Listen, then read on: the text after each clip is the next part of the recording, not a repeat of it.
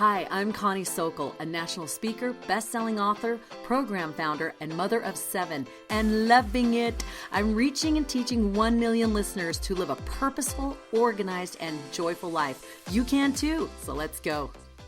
Welcome back to our Facebook Live from our Money Mindset Mentors for Him, Rachel, Amanda, and Connie. And we are so excited to share some other tips and tools for you today to be able to move forward in your investment goals. And remember, we have been given money as a tool, and the more wisely we use this tool, the better things we can build for ourselves, our families, and others. So that's what we're all about today. Love to share about the journey of an investor. And that's what Amanda is on right now. She has decided to take the challenge and the plunge to do actual investing in real time so you can follow her journey and go right along with her and either store it up for the future or do it right alongside her. So Rachel, as you know, she is our real estate investment specialist, and Amanda is our Dave Ramsey certified money coach. And both of them together are going to share some tips and tools of their journey along this way of finding the right investment property, getting all prepared for investing, and then making this process go as smoothly as possible. So Rachel and Amanda, catch us up to where you are. Take it away of where you're at. Awesome. Go ahead, Rachel. Oh no, I was just going to say, okay, Amanda, let's hear where you are and what's going on. Yes. So from the last time when we met, I have started looking. I spend 5 minutes a day and I go to sites and I start looking at what is out there. The other thing that I did is because I know the locations of where I want to be. I've chosen a location that most people would be like, why did you pick that? Like, it's like that area is not really a hot happening area. However, it allows me to be close to my dad. And it also allows me, I have connections to do property management. I know people that I trust there. And so it just is an area where I feel better about investing for this first time. And then the other reason is I also have looked at what's happening with like city council meetings and knowing that that area is going to potentially grow. I thought it would be a good time to jump in right now. So that being said, looked at two areas. Go ahead. Really quickly, it also has a college in the area, right? Yes. Okay. And that is that's the two properties that I'm looking at right now. One is a unit. It's got 6 units in it, and it is like walking distance to the college. Currently, right now, it is all being rented out. So every single one of those units is rented to a family. Ideally, I would like to use that for college students and rent the rooms. That would be my ideal, what I'm thinking about with that one. And then the second one is actually, it's about 20 minutes drive from the college. So that changes a lot. That changes a lot of things. It's a property that actually has 2 homes on it. One home is 2 bedrooms, 1 bathroom. The other one is 3 bedrooms, 2 bathrooms. And that would be, it comes with some acreage. So those properties would definitely be more family. So one would be more like college student that I would be looking at for my target clientele. And then the other one would be these 2 families. Awesome. Well, my mind is turning for sure as I'm listening to you talk. Just something you said kind of sparked something in me when you said that you're looking at an area that's not necessarily like a hot area that other people would look in. I think that's smart, honestly. And is it smart to go where things are hot? Yeah, that's smart too.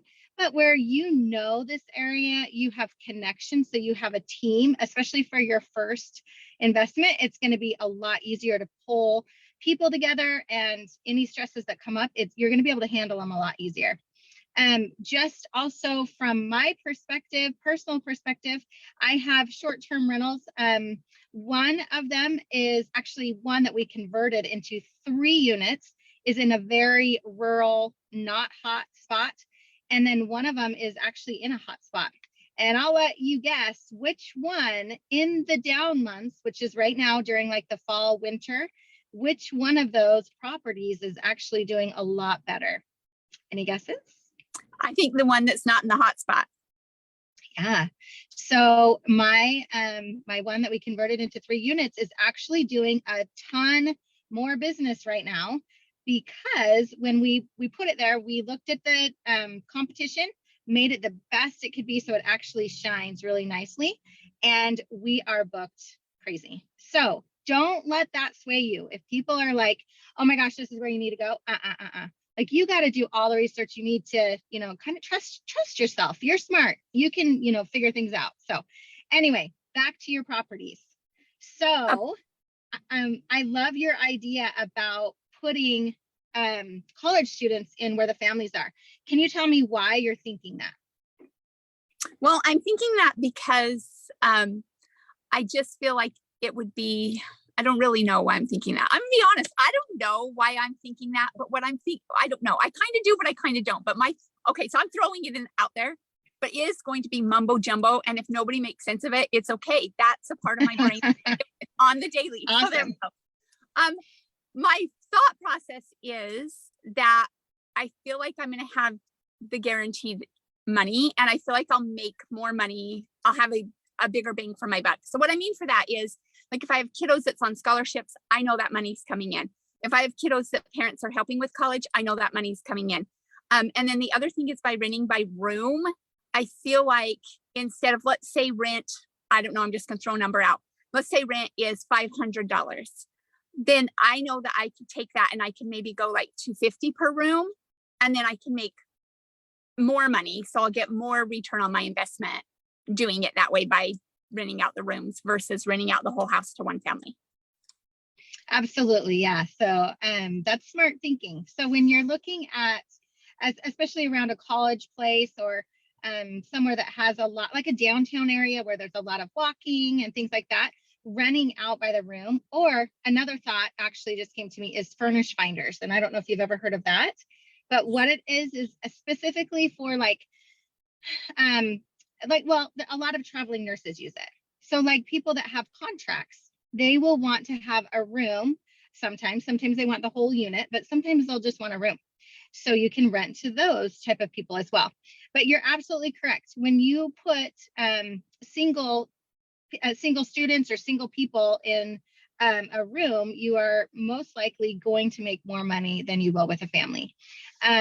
It's going to be more work for you, because instead of just one contract that you're dealing with, you're now going to have 6 or 8 or however many. So make sure that that's something that you're comfortable handling. Another way to do that, though, is if you were like, oh, I want to rent out the rooms, but I don't want to be in charge of that, then you can rent it to one person and for the total price of single rooms. And then they would be in charge of collecting all the rent. So there's multiple ways that you can handle that situation. Something else to kind of think about, I know in 2020, some people listening might say, hey, like, I live in an area where all the colleges were shut down and all the landlords lost all their income. That is absolutely something that you need to think about. And it can be state specific or county specific. What kind of state do you live in? Are you in a conservative state? Are you in a liberal state? Not saying one or the other is better, but pay attention to those laws, because those will make a huge difference. And I thought another thing too, when you were talking about, there's a lot of turnover with college students. So I think it would be good to have someone, even if they're not in the apartment, if they are in the apartment, it's someone who knows they're going to commit to stay for a year, 2 years or whatever. And they know that they're going to deal with the turnover.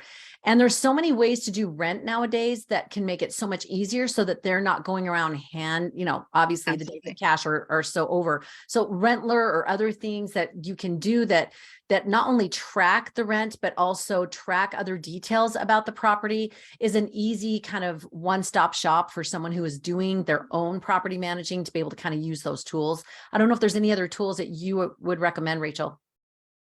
No, I am a fan of Rentler. I know Zillow does the same things. There's a bunch of them out there that will do that for you. And all of my properties I handle by myself, and we have over 25 renters that do this. So it makes it very simple.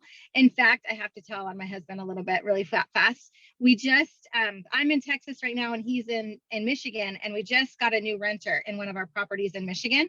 So I was sent him, to go and meet the people and whatever. Guess what? He collected the money with a money order. And I was like, okay, you can do that if you want to, but I've never done it. I always make sure that they are doing it through Rentler. And I'll tell you, there's been a few hiccups because of it. And I think it's much easier to use one of those systems, but I think it's really funny. I'm like, I told you so. In the most loving, happy way. But these are Absolutely. these early kind of, as you go along, mistakes or learning lessons, life lessons that I prefer to call them, that you're just learning as you go that you don't know. And those are things that you can avoid with information like this to go, I know how to do that ahead of time. No, I'm going to do it through Rentler. No, this is the way we roll. And I think that's a great phrase to be able to use with people is the way I work it is. And that tells them there's not a lot of room for wiggling around in here. This is the way I know that it works, and you can meet that bar and we're going to do well. And that kind of lends itself to maybe an adjunct question of vetting people coming in. I know that that's a huge piece for any renters I've had is vetting them and avoiding this people trashing your place and things like that. So any suggestions, Rachel, on how to vet people coming in? Yeah, so for sure using one of those companies again. Not that Rentler's the only one out there, it's just the one I prefer right now. That actually allows you to look at their credit report and their background history. It allows you to ask questions and find out information you probably wouldn't find out just by talking to them or, saying, hey, give me some pay stubs. There a lot of landlords, want X amount, like 3 times rent. Because we're private landlords, we actually don't require that much. And we've had knock on wood, but we've had very, very good luck with all of our renters. I like to attribute that to our personal connection with each of them. So some people say don't have any kind of relationship with them. I actually like to try to give them, treats at holidays or, calls or things like that. And that for me has worked very, very well. But going back to the credit history and the background history, there's certain things, and you have to know what you're comfortable with. There's certain things that we just can't have. And so that will eliminate, those, whatever your comfort level is, it'll eliminate those right off the bat. What are some of the things that you have found are like a non-negotiable? Well, for sure, non-negotiables are felonies. Also, right now, just because we don't want to deal with much, so we don't allow, bankruptcies. We don't allow, like, if there is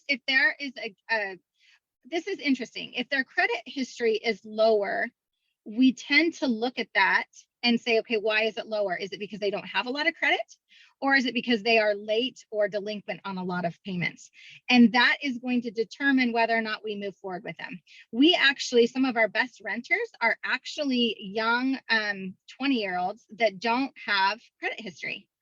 And they have been amazing. And so for us, it's kind of like just individual by individual basis. And it's been a while that we've had renters and we've really lucked out. So what a blessing. I love that.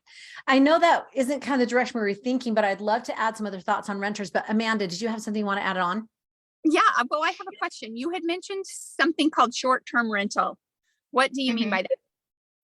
Short-term rental is when you do nightly rentals. So it's like most people would recognize it by like Airbnb or like Vrbo. But it's in the investment world, you would refer to that as short-term rental because Airbnb is just a company that you might use to manage. So that could be for a night, 3 nights, whatever. Someone's coming into town, they have to take care of something or whatever. Yeah. Typically it is less than 30 days. And we should do a separate podcast on that because there's a whole bunch of things that they're separate to look for if you wanted to do a short-term rental. I love it. Love it. Really, sorry, Connie, really fast. Just about the college situation, I know Connie kind of mentioned like people coming and going because, maybe they're there for a semester, maybe they're there for 2 semesters. We actually have a property in Provo, Utah, and we make sure that it's rented from August to August. So if they were needing to leave, it's on them to find that new renter. And that has really helped and guarantee that you're going to have that continuous income no matter what. That was one of the points I wanted to bring up.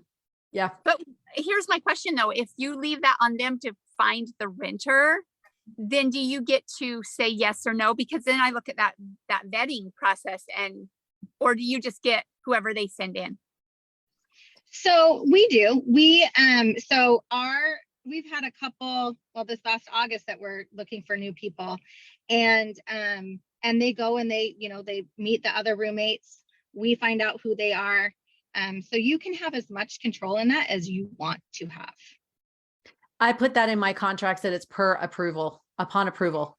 So my renters actually get a little bit of a kickback if they find the next renter for me, because I'm not in a college situation, but if they find, and what I have found is they usually have the same kind of person that they are. And it's been great. I haven't hardly had to do any advertising. They'll just say, oh, so-and-so wants to take it over after.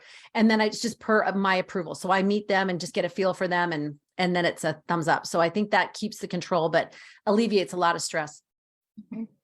The other thing that I do for my college rental is I have mandatory cleaning checks, and I actually have a cleaner that goes over every week. That if they don't keep the house clean, then they are responsible for paying that cleaner. So there's just just throw some things in there. Whatever you feel comfortable with, you can absolutely do. Yeah, I was already thinking about the cleaner, and I was also thinking about yard maintenance, like having somebody just go and do the yard and make sure the sprinkling system gets winterized and just all of those things. And then adding that into the cost of the rent, right? Mm-hmm. If you have a place that's more like townhomes, the HOA would usually cover those things. They'll cover exterior and landscaping, snow removal, and the sprinkler systems and things like that. But if that's not the case with this, then you are at the HOA. I am. Okay. So then a couple other questions that I have then. So as I've talked about it with my husband, and as we've really looked at everything you've given us, the one thing that we've decided 2 for sure things. One is we definitely want to find somebody to partner with, somebody that knows the ropes as we're learning the ropes. So that is something we've definitely decided that is something we want to move forward with. So I would love to know, where do I start looking for that partnership? That is an amazing question. And oh my goodness, we could talk about that forever. It's an amazing question because just because you know someone in real life and they say, hey, I'd love to partner on this with you, does not mean that you're going to jive as partners, or that does not mean that you have the same vision. So my recommendation for you, if you want to do this, is to go in on something small. So this, to me, what you're talking about seems it's a big project. Mm-hmm. So if you're looking for a partner, you need to do something small, in my opinion, to make sure that it works. And I'll give you an example. I have this great friend that we decided, we're like, I don't know, we just decided let's partner on this flip together. And it was me and my husband and then this gentleman. And so my husband was just kind of like silent, and then it was me and this other guy. And I was like, oh my gosh, we get along so great. Like everything's going to be wonderful. And little did I know, like he already had okay, well, I already have my construction company that I'm going to use. I'm going to have all these things. And so he just kind of ran with it. And I'm like, wait a second, like, hello, I'm still here, and it was an interesting learning experience for me that you need to know that you can work together. Like both of us, I think, are kind of like chiefs in the same thing, and the same, if that makes sense. And so you'll want to make sure that you know what your roles are. Like, is one person going to be in charge of, keeping track of the money and those type of things, and someone else is going to oversee the actual project, or however you want to set it up is completely fine. But make sure that you guys are on the same page. So to finish that flip, what ended up happening was that construction company that my partner hired, they fizzled out. They really did a poor job. Then I went in and I was there every single day. not for all day, but like every day I'd show up with like breakfast burritos and different things like that. And it just was like, hey, we have to get this job done and we have to get it done right. So if you're not on the same page, that I think is what's going to happen. Is the project, you think it's just going to be smooth and this is how it's going to end. That's not what's going to happen. Luckily, we're still good friends. That is a blessing, but we'll never be partners again. You know what I mean? So it's so important that you do something small. So if you're like, hey, I'd really like to, partner someone on this, my suggestion is, do you need some, financial stability, which sounds like you're ready on that end. Maybe what you need is someone that already knows how to do this, right? So they're going to be the property management. They're going to do all the vetting. They're going to do that. And you are going to watch, because that's going to be their role. Your role is the money. Their role is to find all that, do all that, teaching you so that you can then do it on your own if you want to next time, or, you know what I mean? So that way your roles are separate. You're only in that, like you have all, like you just, everything is defined, I guess is what I'm saying. And then you can decide going forward, do we want to partner again or not? If that makes sense. Yes, that does. And that's exactly, like, I am looking for somebody to show me the ropes and how to do it. So I love the idea of defining those roles. I think that's very, very important. And I would love if you had any of that already done, that I could just, not reinvent the wheel. If you had, like, these are specific roles that you need to be thinking of, that would be amazing. Yeah, I can write down a list of things that, things that you would need and figure out like who's going to do what. Absolutely. And then the other thing is I know the area you're looking at, so we can look and see if there are people, who they are, and then we can talk to them and see if any of them are a good fit for you too, if that's what you want to do. Yeah, that would be amazing. I love that idea. I'm trying to think. Okay. And then the next thing that I wanted to ask you too is, I know last time we talked about, and you had said it's a personal decision on if I take out equity in my home or if I continue to save the down payment. So me and my husband were still kind of iffy on this one. We're leaning more towards save the down payment. Excuse me. So Amy had talked last time when we were all four on, she talked about FHA because you don't have to have as much down. Talk to me about that a little bit. So that's tricky. You just have to, it's lender specific to see if you qualify. So you'll need to reach out to a lender to see if that's something that you qualify for. And each one will have, like, an FHA loan is a government loan. So there are going to be certain stipulations that you have to qualify for.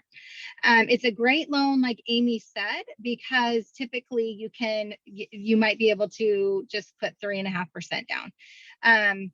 But that is something a lender will need to talk about. And actually, I don't know if we ever want to have guests on here, but it might be nice to have an FHA approved lender that comes and gives their specifics on what exactly, they look for. And obviously everyone's situation is different, but I would recommend doing that. Yes, I love that, because the other thing that I have thought about, that I've been thinking about too, is doing seller finance, seeing if they'll seller finance, giving the 20% down, because that's what Dave Ramsey recommends. And so that's what we're going towards, is that 20% down. And then that 20% down could be that give to the seller, so they know we're really invested. And yeah. Love. And we can talk about seller financing in another podcast too, where, I can pull out a contract and we can kind of talk about that. But yeah, those options are great. And I think having an FHA guy or lady would be amazing. Love it. Oh my gosh, this is so perfect. There's like 3 other podcast episodes are going to be coming out of this one thing. I have loved that this is real time, Amanda. And that's when those questions come, is when you're actually in the middle of it and you're like, wait a second, how should we work this? So stay tuned. We will have podcast episodes on the FHA person coming and sharing what it takes to do the loan, seller financing, and also working with renters. What does that look like? How do you vet them? How do you treat them? How do you, obviously, nice nicely, but how do you set boundaries? How do you do the cleaning checks? How do you do all of those things? How do you treat this as a compassionate business, right? And not just be railroading people just to make the moolah, because we do this for him.